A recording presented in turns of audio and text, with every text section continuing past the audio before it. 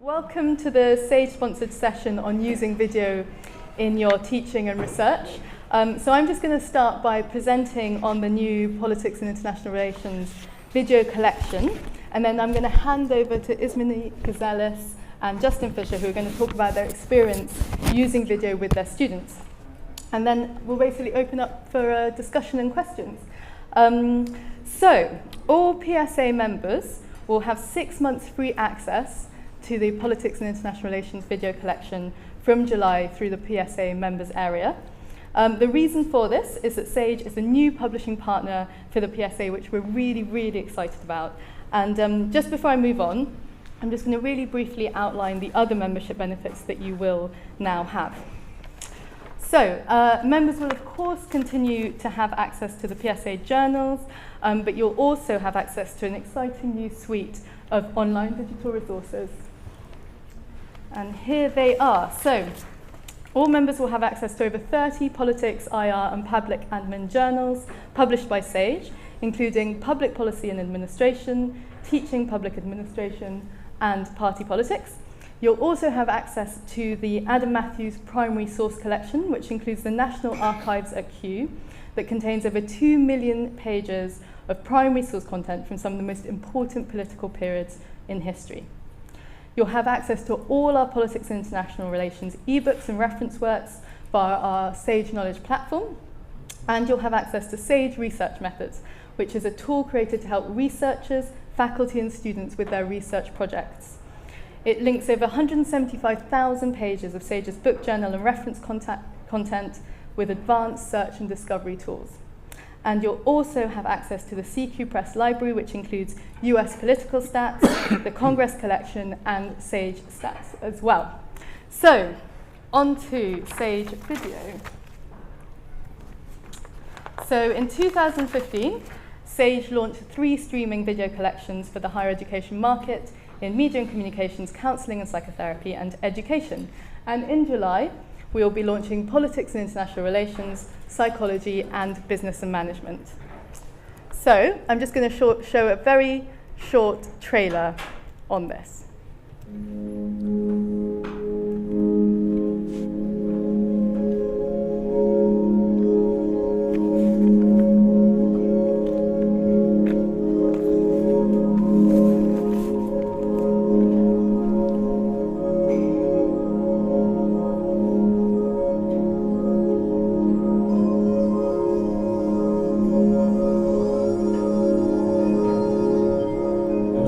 Of April in 2013, when a building collapsed at Rana Plaza in Dhaka, the capital of Bangladesh.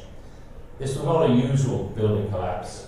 It killed 1,129 people, all of whom were garment workers crammed into the many stories of the building. The building collapsed because too many people were crammed into too little space with too heavy machinery on too flimsy floors.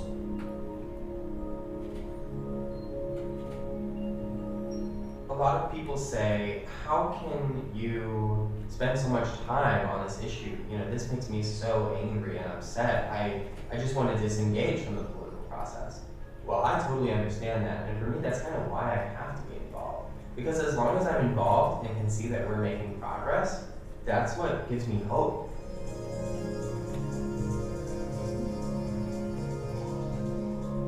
So hopefully I've convinced you that the glass cliff phenomenon really does exist. I've given you archival evidence and I've given you experimental evidence to show that women are preferentially selected for these glass cliff positions, that they are risky and precarious. But hopefully the question in your mind now is why? Why are women placed in this position? I recently did a radio interview where the announcer asked me the same question. Why is this happening? And she said she thought it was something to do with a fridge magnet that she had. Now, I'm not sure whether we can encapsulate a decade's worth of research in a fridge magnet, but this fridge magnet was a quote from Eleanor Roosevelt. It said, "Women are like tea bags. You don't know how strong they are until you put them in hot water."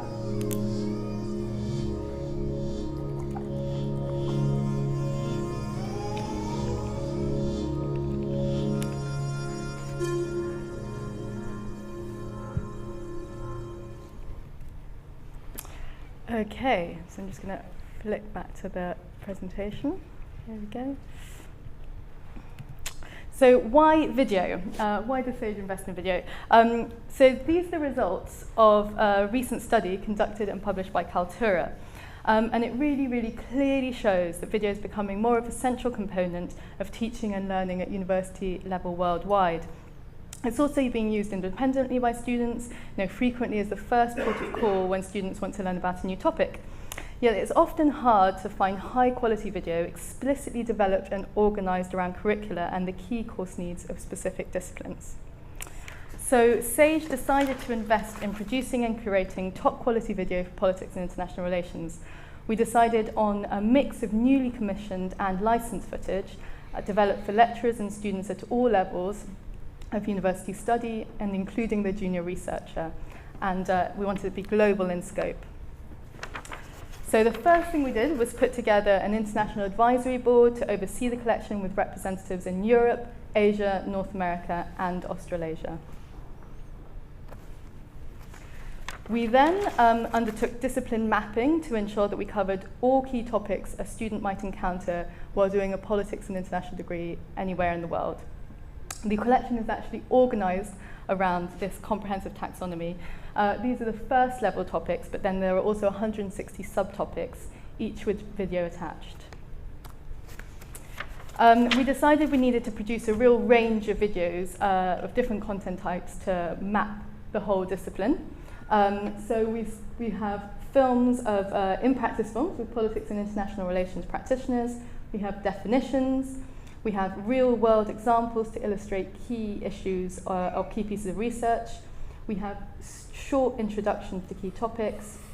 We have conference presentations, panels or debates. We have lectures, expert interviews, documentaries, archival footage, and authors of highly used journal articles discussing their papers.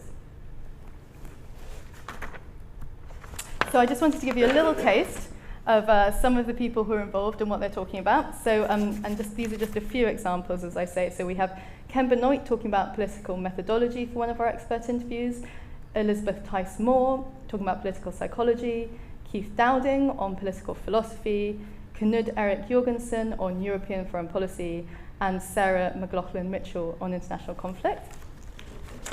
On the tutorial and case study side, you may see some familiar faces here. Rosie Campbell has a case study on the gender gap in the UK and the US. Justin Fisher, tutorial on political trust. Lynn Vavrek has a tutorial on fundamentals of presidential elections. We have Helen Turton, who's done an excellent case study on sexual violence and armed conflict in Bosnia. Chris Brown has a tutorial on ethics, violence, and the war on terror.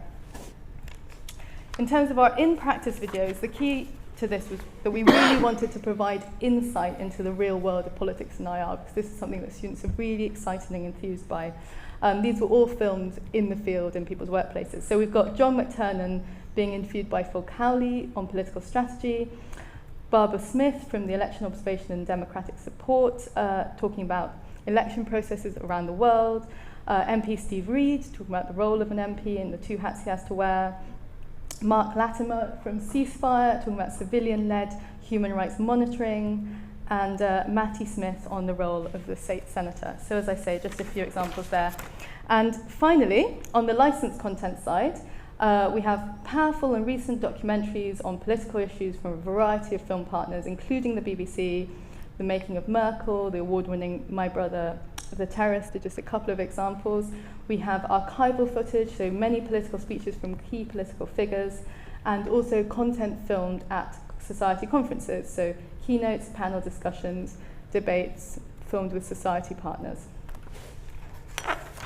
And just to give you a colourful breakdown of the content, here it is. So we've got 9 hours of the videos of real practitioners, 24 hours of expert interviews, 22 hours of documentaries, 20 hours of tutorials, 13 hours of case studies, 12 hours of political speeches, 24 hours of panel discussions and keynotes, and then we also have say shorts and lecture as well. And 75% of all the content on here is exclusive to Sage, which means you can't find it anywhere else on the educational market. And in terms of the platform, I'm just going to run you through a few of the key features. So it's actually integrated into our Sage Knowledge platform, where you'll also find our books and reference products as well as our CQ Press digital products. And the idea is that the collection would be bought by the librarian and available to everyone on campus. So you can search for a specific topic. You can browse a collection, so the first 6 that have launched are here there. You can choose to search for a particular interviewee or participant. And then once you get into the video, you can choose a segment of the video to watch. You can see that there's a transcript that runs alongside the video. You can search for a keyword within that transcript, click on that, and then the video automatically goes to that part of the film. You can download a PDF version to read later. You can export citations, you can save videos or clips from videos to a playlist. You can share those videos, you can embed those video links into your VLEs or your PowerPoints for lectures. You can select quality of video along with the playback speed. You can create a clip, which is particularly useful if you just want to show a 20 or 30-second clip, and then again embed it into your VLE or PowerPoints. And finally, in this very brief rundown, you'll also find the Sage Recommends tab. So when you're watching a video, you can click on this tab, and then that will take you to other relevant material on Sage Knowledge, be that book chapters, articles, or reports. And I should add that this Sage Knowledge platform is compatible with all devices. So there we are. So I'm just going to finish you off with one more video clip, so you can just get another taste of what you will have access to. And I thought I'd choose the one of Phil Cowley talking to John McTernan. So here we go.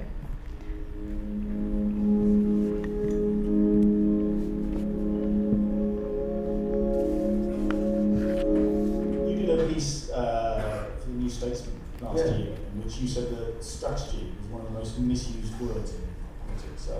What should it be? Well, what it seems to mean for most people in politics is drawing up a list. Here's a list of things that we should do. There's things we might do. There's things we would like to do. There's things that would be useful for you to do. And the drawing up of the list is taken as the task and the delivery point. That's not even the beginning of a strategy. A list is barely tactics. I think people confuse tactics and strategy. And strategy in the end is a relentless and ruthless focus. Strategy is a ruthless focus on outcome. Where do you want to be? And then walk backwards from that. I want, in 2015, in the general election, what Ed Miliband should have wanted was the public to go to the polling booth and say on the right, well, not this time, Mr. Cameron. We gave you a chance, but not this time, Mr. Cameron. You wanted, in a sense, to sum up a mood or a critique or a sense in the public mind in a sentence that's very understandable. And that's what you build yourself towards. You build yourself towards that moment. If not this time, Mr. Cameron's wrong, it could be time for change. You've got to find your way. What's the outcome? What's the expression of the outcome, and what are the steps you take towards it? And when you get that, it doesn't guarantee that you don't get blown off course. Of course, if ever gets blown off course, it means you've got a course to go back to.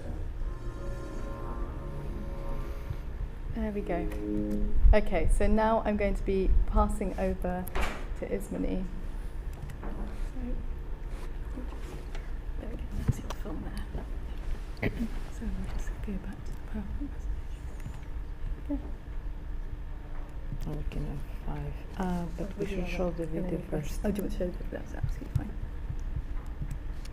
Okay, so we're just going to show a short clip, and this is Ismene, and she's actually also participated in this video collection. So this is a clip from her video.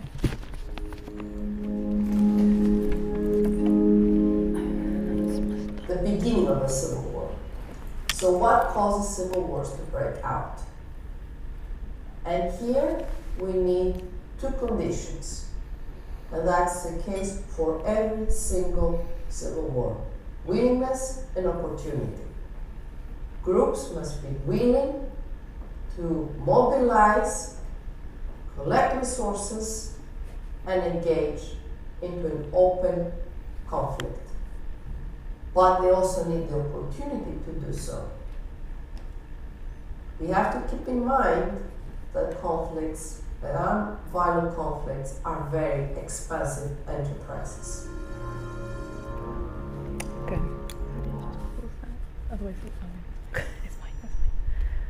Okay, so I'm going to talk about flipped classroom and basically my experience with my co-author, and we co-teach a conflict resolution module at the graduate level, and we introduce flipped classrooms. So I'm going to talk a little bit about the experiences we had.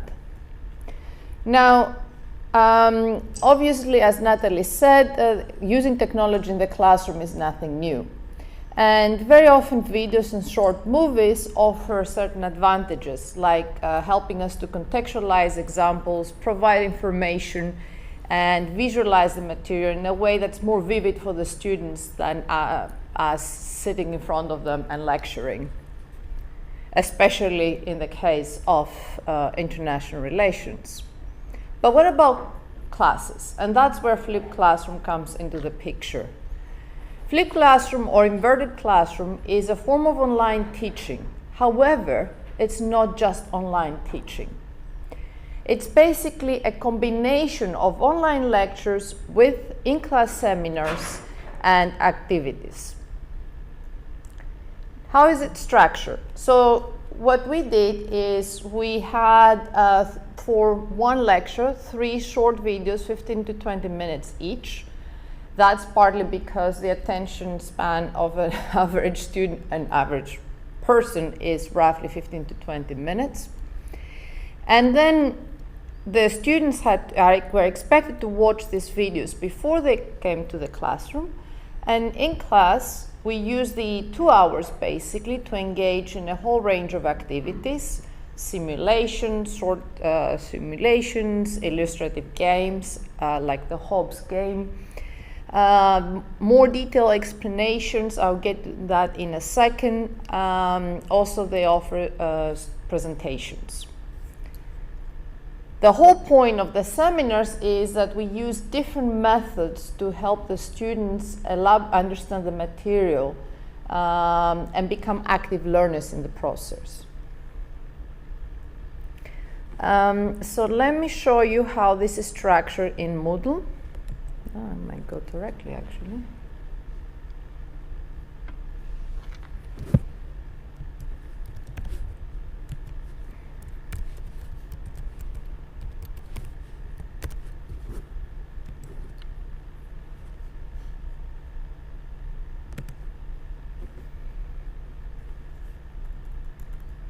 So here is the page of our module, and basically, let me scroll down. Here we have an example on week 3. We have 3 lectures, and as you can see, there are actually this 3.1, 3.2 are quizzes attached to these videos. So the students are expected to watch the video, and then they have to answer a very small quiz. Unless they answer the quiz, they are not allowed to go to the second video and the second quiz, for obvious reasons. Now, the quizzes are quite useful tools for us. I'll get that into a second.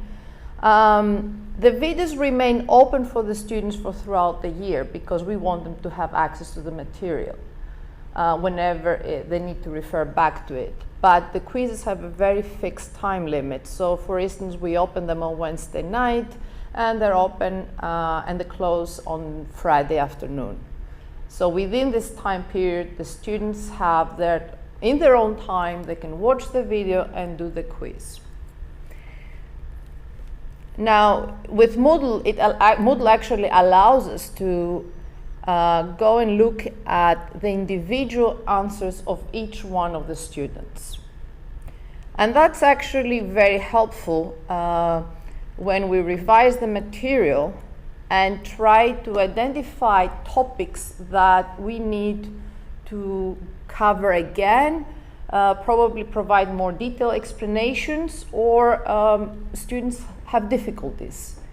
In fact, there was a particular lecture on bargaining, the bargaining theory of war, where basically I went in, looked at the individual answers of all the students, and identified clear patterns. Pretty much all the students have difficulties with the same kind of concepts and the same kind of material. Therefore, I was able, when I had the lecture time, to actually go through this one by one. The result was that the students were very appreciative. They really had the opportunity to understand the material at a different level, unless, of course, I had, compared to if I had just given a lecture for an hour. So more time to discuss concepts or other material is one of the, per our experience, biggest advantages of flipped classroom. In general, flipped classroom is very helpful to explain concepts and specific arguments, more so than actually contrasting viewpoints. This is why I will argue that this is a useful method for more applied modules like conflict resolution, perhaps statistics, but not necessarily for more theoretical modules, at least as I conceptualize it. Others might have a different viewpoint. We also discovered that it's a friendlier way to teach foreign students. Now, at the University of Essex, we have a lot of international students. And the fact that they have the luxury, if you want, to watch these videos at home and stop when it's necessary and repeat the material is actually very helpful to them. And that's one of the things that they all highlighted in their evaluations. I also like to point out here that we actually conducted surveys of the students before the module started, in the middle, this was a 22 weeks module, and at the end. So basically we show the changes in the experiences of the students. But some students do prefer traditional lectures. So it doesn't mean that flipped classroom necessarily should replace completely traditional lectures. In fact, in our case, we only flipped 8 out of the 22 weeks. So we had the combination of the more traditional material with the flipped classroom. And it's also the case that students may rely on the videos instead of engaging with the reading material. They think, oh, okay, I watched the video, why do I need to read?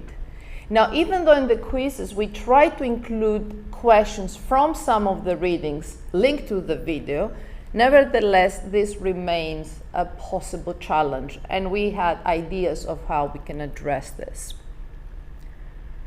So what were the lessons we learned from this experience? Good production matters. So our initial effort before Sage stepped in was actually we used the in-house facilities. So we had a black background and we were standing there and we had the PowerPoint to our left. And basically the screen was alternate between a talking head in front of a black background and the PowerPoint. So not very entertaining. It is costly. And the question is if universities are willing to invest. The universities like all the new innovations, but of course you have to invest the money in order to have a good production. The other problem is, of course, that the material will change quite quickly these days. So that means that you can keep a video for maximum 5 years, but then again it has to be new production. So significant startup cost and investment. It's also an investment for us as lecturers, at least the first year, because I was time consuming, we didn't have an experience of filming before, so it was quite nerve-wracking to go and stand up in front of cameras in the studio and start talking in front of a camera. Nevertheless, one of the unanticipated benefits is that we have more teaching time. So in our case, our students got the benefit of 8 additional hours, pretty much. On another additional unanticipated benefit was actually we were able to identify weak and struggling students very early on. So we didn't have to wait for assignments to come through. We didn't have to wait for the administrators to collect attendance. We were able, within the first couple of weeks, to identify who is struggling and who is not, and therefore intervene accordingly. So in a way, give us more control over a classroom. But what about the student responses based on the surveys? The response was overwhelmingly positive, but as I said, around 10% prefers traditional lectures.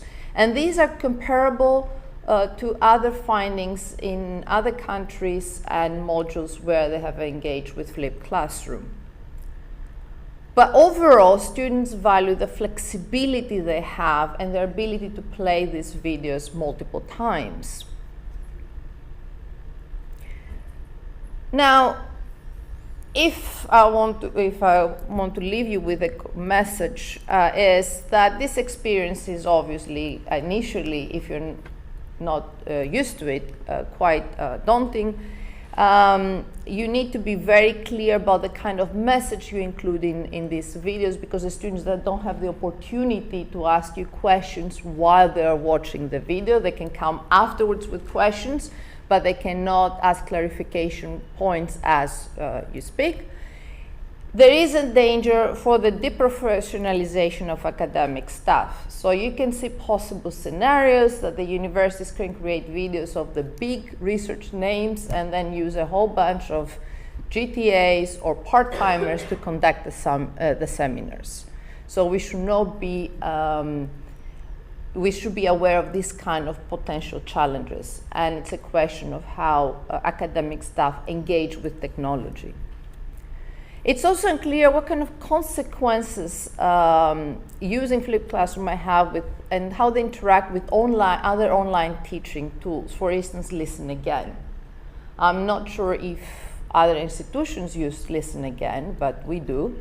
Of course, in the case of a flipped classroom, it's not necessary to use Listen Again, and if anything, when you engage with activities in classroom, Listen Again becomes superfluous. So basically, that's a summary of our experiences, and I'll be happy to answer more questions you might have at the Q&A session. Thank you. Okay, so over to Justin. Okay, thanks. I haven't prepared any presentation on this. It was just really a few reflections on how it's worked for me. I haven't done anything like as extensive as the previous example. But I became interested in this kind of thing not because of innovation in teaching, because I'm actually we're quite traditional at my place, but actually from a series of little podcasts that the University of Nottingham did called Politics in 60 Seconds. And I've always thought they were a great idea because it stops people talking for too long. And you know, the idea of getting across an idea very quickly. And if you haven't seen them, I do recommend them. They're a nice little sort of bite-sized chunk that students can use. The second reason I was interested is because my department has now launched a distance learning master's program, principally in response to the difficulties in getting visas for overseas students, which is a problem for all of us, and I think it's something that we all need to look at more seriously. And we did spend a lot of money on preparing that, and it struck me that if this was the way in which things might go in the future, then we ought to be a little better prepared. So I did two sessions, two sets of films for SAGE, one on spreading the word about how wonderful party finance is to study, and then secondly on political trust. And the release of them coincided with the weeks in which I was teaching them this year. So my reflection on this is only from my experience of last term.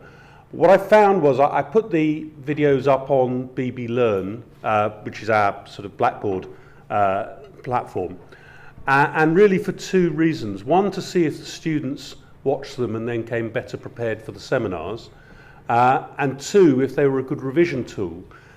And I asked the students to give me an honest appraisal, and the response was fantastic. They felt much better prepared for the seminars, getting the sort of outline of a particular issue, not in a way that would excuse them from any reading, but they felt much better prepared. But they also said they were a fantastic revision tool as a quick top-up. So I do think you can use these things. You can either use them in a very imaginative way, such as is done as Essex, or in a sort of very much a complementary way, without being too revolutionary, such as I've done here.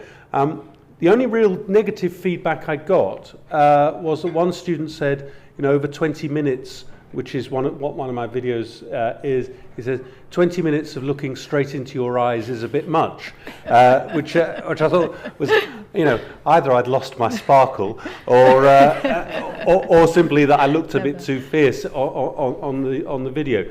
And I was talking to Natalie about this yesterday. I think a variety of lengths of video are interesting. 20 minutes is very much at the upper end.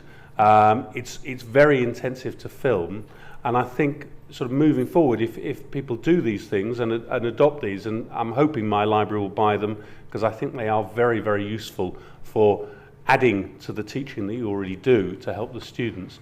I think it's the sort of thing where departments might want to do their own sort of Nottingham thing and politics in 60 seconds, that sort of thing. So generally speaking, my experience has been very positive of this, and I think it is worth exploring, particularly as we go down the route of needing to appeal to students both on campus who may not come from the same background, but also increasingly students off campus. I don't know if the license allows us to use it in distance learning, does it? Yeah. It does, hooray! So if you are looking at distance learning, it might be something that you could do. Wonderful. Okay, does anyone have any questions or maybe just feedback? Hello? I had a very quick question for Ismene. I didn't understand the point on one of the slides. A gain in teaching time, who gains what actually that meant? So that means that the students have an additional 8 hours because when they watch the videos, I'm not reducing the actual contact hours. So from their perspective, they watch the videos and then they still have the regular 2 hours with me. Oh, okay. It's just I use this time in a different way. So at the end of the day, they got more exposure to the material. Okay, so it's additional learning time for the student. That's right. It's additional to classroom time. Exactly. Okay, but not necessarily additional to normal study time. No, but in terms of what they already do, yes, there is an additional time that they have. Yeah. Yeah, I was just interested in the additional quizzes that you added, which I hadn't thought of before, and I was just wondering if you could give some examples of the kinds of questions that you asked, test the knowledge. Was it kind of multiple choice, or was it written? It could be very powerful. Yeah. They're basically either multiple choice or true or false statements. Because they're actually not very long. The program Moodle allows us to randomize them. So basically, two students will not get the same kind of combination of questions. And if they fail, then they have one more try, and then again it's randomized. Well, then they have to move on to the next, and they get a 0 for that component. Okay, but they still get to watch the next video. Yeah, the videos are not, you can do whatever you want. You can restrict access or you can leave it open. But the quizzes are restricted for obvious reasons. Anyone else? Yeah? I think that's a very good idea. And I was just wondering if that would be a little bit repetitive. If the students, they watch the video and then you have a whole 2-hour session on the same topic, or is exactly that it should be, there should be some repetition so they would learn the concepts for sure. Is that the idea?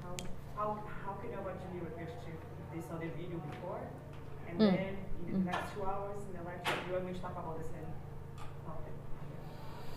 Well, as I said, usually we do activities linked to the topic. So it could be in our conflict resolution, they apply tools that practitioners use to analyze conflicts. So it's a much more applied component, or they do like the short simulation. So they have to come up with a strategy for a government, for instance.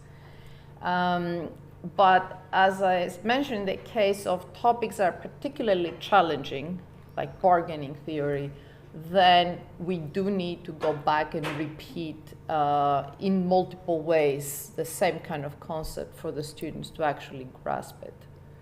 And that's for me, that's one of the biggest advantages of flipped classroom, the fact that I could sit down and see what the students were able to understand in the first place, and therefore go back and review the material, maybe think of different ways of explaining, and at the end of the day, they actually understood it. So, and they also get a feedback. In a way, it's something for them to understand themselves what they can grasp and what are their weaknesses. And I think they also appreciate that. Anyone else have any questions or anything they want to feedback? No? Okay, in that case, let's finish up. But yeah, thank you very much for coming. I hope you enjoyed it. Thank you. Thank you.